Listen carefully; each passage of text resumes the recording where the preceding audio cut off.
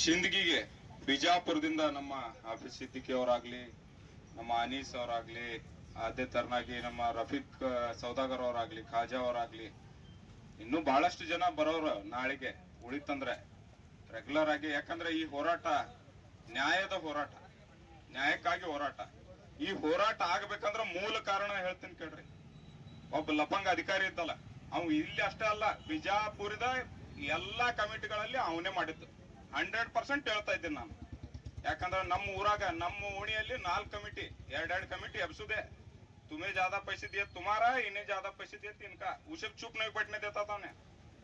मोहसिन जमखंडी इधर एक उठाने का है, इनको क्या है पाप ऑफिसर को इन्वेस्ट डार्क मारते थे उसे. उन्हें ऑफिसर है, मिनिस्टर अनवर पाशा मौलाना, मिनिस्टर अनवर पाशा मौलाना, सीईओ. इनो डरना, इनो बोले तो सही करना. फर्स्ट उन्हें, बाद में इनो वकफ ऑफिसर, डिस्ट्रिक्ट ऑफिसर कौन आते? मोहसिन जमखंडी. उन्हें करे सोच फाइनल. उसकी सजा क्या मिली? कब्र की मुर्दियां की बदुआ. अंदर से उन्होंने करे सिंह अल्लाह इन्हें हमारे ऊपर कॉम्प्लेक्स बना रहा है, इसे उठा करके एक ही दिन में उठा चे गया अंदर जेल में चे. तो ऐसा सब होता है. ये कब्रा, दरगाह, मसूदी, मस्जिदा वहीं तो इसे अल्लाह की जो आस्ती है, कीड़े नहीं पड़ते ऐसा नहीं, पड़ते हैं. जो लोग खाली बोल रहे हैं, खा रहे हैं. इन्हों क्या कीड़े प्रूफ है? क्या एंटी कीड़ा है इनका ये बॉडी? तो ये आने वाले दिन में अभी ये तुम्हारे से रिक्वेस्ट है, उसे क्या अभी डरने की जरूरत नहीं थी. डरे तुम्हें पाप, लेकिन तुम्हारा साथ है हमना, हमें तुम्हारे साथ हैं. ऐसे वकफ और दरगाह, मसूदी, मस्जिदा के खाइश वाले बच्चे भी नहीं आज तक. वकफ मिनिस्टर के नामा नहीं बचे, वकफ मिनिस्टर के. ये क्या ये चिल्लर इन्हों बचेंगे.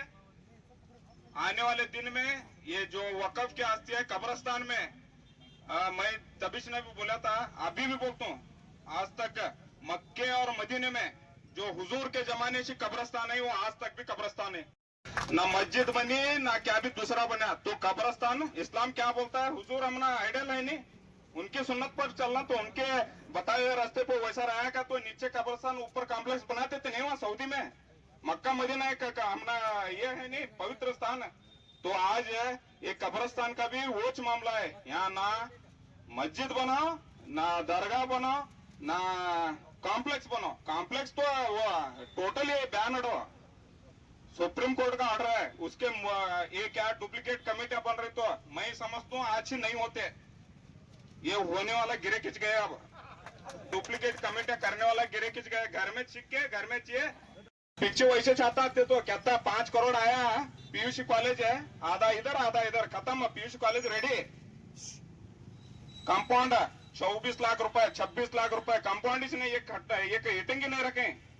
24 लाख खत्म. कमीशन परसेंटेज ने 50-50 चे. तो ऐसे सब काम हुई. तो आज के बाद नहीं होते. हुए क्या तो कौन ಇರತಕ್ಕಂತ ಮೇಡಮ್ ಅವರಿಗೆ ನಾನು ಬಹಳ ಗೌರವ ಹೇಳ್ತೇನೆ. ಯಾಕಂತಂದ್ರೆ ನಾನು ಬೆಂಗಳೂರಿನಿಂದ ಬಂದು ಫೋನ್ ಮಾಡಿದ್ರೆ ಫೋನ್ ತೆಗೆದ್ರಿ. ನಾವು ಬರ್ಬೇಕಂದಾಗ ನಿಮ್ಮ DC ಅವ್ರ ಮುಖಾಂತರ, PSI ಸಾಹೇಬ್ರ ಮುಖಾಂತರ, ತಹಸೀಲ್ದಾರ್ ಮುಖಾಂತರ ಅಂದ್ರೆ ಬಂದಿರಿ. ನಿಮ್ಗೆಲ್ಲರಿಗೂ ಕೂಡ ಈ ವೇದಿಕೆ ಮೂಲಕ ನಾನು ಅನಂತ ಕೋಟಿ ಧನ್ಯವಾದಗಳನ್ನು ಕೂಡ ನಾನು ಹೇಳಲಿಕ್ಕೆ ಬಯಸ್ತೇನೆ. ಅದರೊಟ್ಟಿಗೆ ನಿಮ್ಮ ಸೋದರನಾಗಿ, ನಿಮ್ಮ ಒಬ್ಬ ಆದರ್ಶ, ನಿಮ್ಮ ಕೆಲಸದ ಆದರ್ಶ ವ್ಯಕ್ತಿ, ನಿಮ್ಮ ಆದರ್ಶಗಳನ್ನ ಮೆಚ್ಕೊಂಡಿರ್ತಕ್ಕಂಥ ವ್ಯಕ್ತಿಗಳಾಗಿ ನಾವೆಲ್ಲರೂ ಕೂಡ ಒಂದು ಮಾತು ಹೇಳ್ತೀವಿ. ಇಲ್ಲಿ ವಕ್ಫ್ ಬೋರ್ಡ್ ನ ಸಚಿವರಾಗಿರ್ತಕ್ಕಂಥ ಜಮೀರ್ ಅಹ್ಮದ್ ಅವರನ್ನ ವ್ಯವಸ್ಥಿತವಾಗಿ ಅವರ ಹೆಸರು ಹಾಳು ಮಾಡತಕ್ಕಂಥ ಹುನ್ನಾರ ನಡೀತಾ ಇದೆ. ಆ ಹುನ್ನಾರಕ್ಕೆ ತಾವು ಒಳಗಾಗದೇನೆ ಇಲ್ಲಿ ಪಾರದರ್ಶಕತೆಯಿಂದ ಆಡಳಿತ ಕೊಟ್ಟದ್ದು ಯಾವ್ದಾದ್ರೆ ನಾವೆಲ್ಲರೂ ನಿಮಗೆ ಬೆನ್ನೆಲುಬಾಗಿ ಇರ್ತೀವಿ ಅಂತಕ್ಕಂಥ ವಿಚಾರ ಕೂಡ ನಾನು ಹೇಳಲಿಕ್ಕೆ ಬಯಸ್ತಾ ಇದ್ದೀನಿ. ಹಾಗಾಗಿ ಇಲ್ಲೇನೋ ಮಾಡಿದ್ರು, ಅಲ್ಲೇನೋ ಮಾಡಿದ್ರು, ಅವ್ರೇನೋ ಮಾಡ್ತಾ ಇದ್ದಾರೆ ಅಂತಕ್ಕಂಥದ್ದು ಕೇವಲ ಒಂದು ವ್ಯವಸ್ಥಿತವಾಗಿ ನಡೆದಿರ್ತಕ್ಕಂಥ ಒಂದು ಹುನ್ನಾರ ಅಂತಕ್ಕಂಥ ತಿಳ್ಕೊಳ್ಳುವ ಜೊತೆಗೆ ಇಲ್ಲಿ ವಕ್ಫ್ ಆಸ್ತಿಯನ್ನ ಉಳಿಸ್ತಕ್ಕಂಥ ಕೆಲಸ ತಾವುಗಳು ಮಾಡಬೇಕು. ತಾಲೂಕು ಆಡಳಿತ ಮತ್ತು ಜಿಲ್ಲಾಡಳಿತ ನಮಗೆ ಸಹಕಾರ ಮಾಡುವ ಜೊತೆಗೆ ನಮಗೆ ನ್ಯಾಯವನ್ನ ಕೊಡ್ತಕ್ಕಂಥ ಕೆಲಸ ಮಾಡಬೇಕು ಅಂತಕ್ಕಂಥ ವಿಚಾರವನ್ನ ಹೇಳೋದ್ರ ಜೊತೆಗೆ ಇಲ್ಲಿ ನನಗೆ ಹೇಳಿದ್ರು, ಏನ್ರಿ ಇವರು DSS ನವರು, ಇವ್ರಿಗೇನ್ ಸಂಬಂಧ ಅದು, ಅಲ್ಲಿ ಮಾಡಲ್ಲ, ಅಲ್ಲಿ ಅಂಗಡಿಗಳು ಸಿಗಲ್ಲ, ಮತ್ತ ಯಾರಿಗೆ ಕೊಟ್ರ ಅವ್ರವ್ರಿಗೆ ಕೊಡ್ತಾರ, ಇವಂದೇನದ ಕೆಲಸ ಅಂತ ಹೇಳಿ. ಆದ್ರೆ ನಾನು ಬುದ್ಧ, ಬಸವ, ಅಂಬೇಡ್ಕರ್, ಕುವೆಂಪು ಅವರ ವಿಚಾರದ ಮೇಲೆ ಬಲವಾದ ನಂಬಿಕೆ ಇಟ್ಟುಕೊಂಡಿರ್ತಕ್ಕಂಥ ವ್ಯಕ್ತಿಗಳು ನಾವೆಲ್ಲರೂ ಇಲ್ಲಿ ಬಹಳಷ್ಟು ಜನ ತಾಲೂಕಿನಲ್ಲಿ ಇದ್ದೀವಿ. ನಾವು ಯಾವುದೇ ವ್ಯಕ್ತಿ, ಯಾವುದೇ ಸಮಾಜ, ಯಾವುದೇ ಧರ್ಮ, ಯಾವುದೇ ಭಾಷೆಯ ವ್ಯಕ್ತಿಗೆ ಅನ್ಯಾಯ ಆದಾಗ ಮೊಟ್ಟ ಮೊದಲನೇದಾಗಿ ನಾವು ಹೋರಾಟಕ್ಕೆ ಇಳಿತಕ್ಕಂಥ ಕೆಲಸ ಮಾಡ್ತೀವಿ ಅಂತಕ್ಕಂಥದ್ದನ್ನ ಹೇಳೋ ಜೊತೆಗೆ ಇಲ್ಲಿ ಕೂಡ ನಾನು ಇಲ್ಲಿ ಕೇವಲ ನಾನು ಕೊನೆಯ ಹೋರಾಟಗಾರ ಅಲ್ಲ, ಕಬ್ರಸ್ತಾನ್ ಉಳಿವಿಗಾಗಿ ನನಗೆ ಸಾವೇ ಬಂದ್ರು ಕೂಡ ಮೊದಲನೇದಾಗಿ ನಿಂತಿರ್ತಕ್ಕಂಥ ವ್ಯಕ್ತಿ ಮಯೂರ್ ಅಂತಕ್ಕಂಥದ್ದನ್ನ ಅರ್ಥ ಮಾಡ್ಕೋಬೇಕು.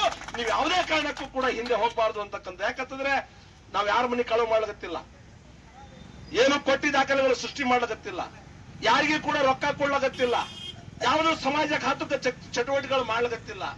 ಇಂಥದ್ದು ಮಾಡಿ ವಿಷ ಕುಡದವರೇ ಮೆರಿಬೇಕಾದಾಗ ಇನ್ನು ಹಾಲು ಕುಡಿದು ನಮ್ಮಂತ ಹೋರಾಟಗಾರ ಏಕೆ ಮೆರಿಬಾರ್ದು ಅಂತಕ್ಕಂಥದ್ದು ನಾನು ಹೇಳಲಿಕ್ಕೆ ಬಯಸ್ತಾ ಇದ್ದೀನಿ. ಹಾಗಾಗಿ ನಾವು ಯಾವುದಕ್ಕೆ ಹೆದರಬೇಕಾಗಿಲ್ಲ. ದಯವಿಟ್ಟು ನಮ್ಮ ಭಾವನೆಗಳೊಂದಿಗೆ ಚೆಲ್ಲಾಟ ಆಡದ್ರೆ ಜಿಲ್ಲಾಡಳಿತ ನಮಗೆ ಗೌರವಿಸ್ಕೋಬೇಕು, ನಮ್ಮ ಬೇಡಿಕೆಗಳನ್ನು ಈಡೇರಿಸಬೇಕು.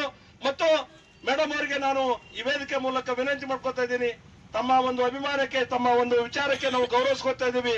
ನೀವು ಯಾವುದೇ ವ್ಯಕ್ತಿಯ ಷಡ್ಯಂತ್ರಕ್ಕೆ, ಯಾವುದೇ ವ್ಯಕ್ತಿಯ ಷಡ್ಗಳು ನಡೆದ ಬಂದಾಗ ಇಲ್ಲಿರ್ತಕ್ಕಂಥ ತಮ್ಮೆಲ್ಲ ವಿಚಾರಗಳನ್ನ ಸರಳೀಕರಣ ಮಾಡಿಕೊಂಡು, ವಿಚಾರ ವಿನಿಮಯ ಮಾಡಿಕೊಂಡು ರಾತ್ರೋರಾತ್ರಿನೇ ಬಂದು, ಯಾಕಂದ್ರೆ ದೊಡ್ಡ ದಾಂಧೆ ಆಗ್ತಿತ್ತು ನೋಡಿದ್ರೆ ನಾವು ಅಂತದನ್ನ ತೆರವುಗೊಳಿಸ್ತಕ್ಕಂಥದ್ದು ವಿವಾದಿತ ಜಾಗದಾಗ. ನಮಗೂ ಅಷ್ಟೇ, ಇಲ್ಲಿ ಹೋರಾಟಗಾರರು ಅಷ್ಟೇ ಹೇಳಿರಿ, ಅಲ್ಲಿ ಹೋಗಿ ನೀವು ಟೆಂಟ್ ಹಾಕ್ತದೆ ಅಂದ್ರೆ ನಿಮ್ಗೊಂದು ಕೇಸ್ ಆಗ್ತದೆ ನೋಡ್ರಿ ಅಂದ್ರು. ಅವಾಗ ಬ್ಯಾಡ್ರಿ ಇಲ್ಲೇ ಆಗ್ತದೆ ತೆಳಗ ಅಂದ್ರು. ಅವ್ರು ಹಾಕವ್ರಿಗೆ ನೀವು ತಗೊಂಡ್ವಲ್ಲ ನಿಮ್ಗೊಂದು ಕೇಸ್ ಆಗ್ತದೆ ಅಂದ್ರು, ಅವರು ತಗೊಂಡೋದ್ರು. ಈ ರೀತಿ ಅತ್ಯಂತ ಸರಳ ರೀತಿಯಿಂದ ದೇಶನೇ ರಾಜ್ಯನೇ ನೋಡ್ತಕ್ಕಂಥ ಸಮಸ್ಯೆಯನ್ನ ಸರಳ ರೀತಿಯಿಂದ ಮಾಡಿರ್ತಕ್ಕಂಥ ನನ್ನ ತಾಲೂಕು ಆಡಳಿತ ಮಾನ್ಯ PSI ಸಾಹೇಬರಿಗೆ, CPI ಸಾಹೇಬರಿಗೆ, ತಹಸೀಲ್ದಾರ್ ಸಾಹೇಬರಿಗೆ ವೇದಿಕೆ ಮೂಲಕ ನಾನು ಧನ್ಯವಾದವನ್ನು ನಾನು ಹೇಳಿಕೆ ಬಯಸ್ತೇನೆ. ಯಾಕಂತಂದ್ರೆ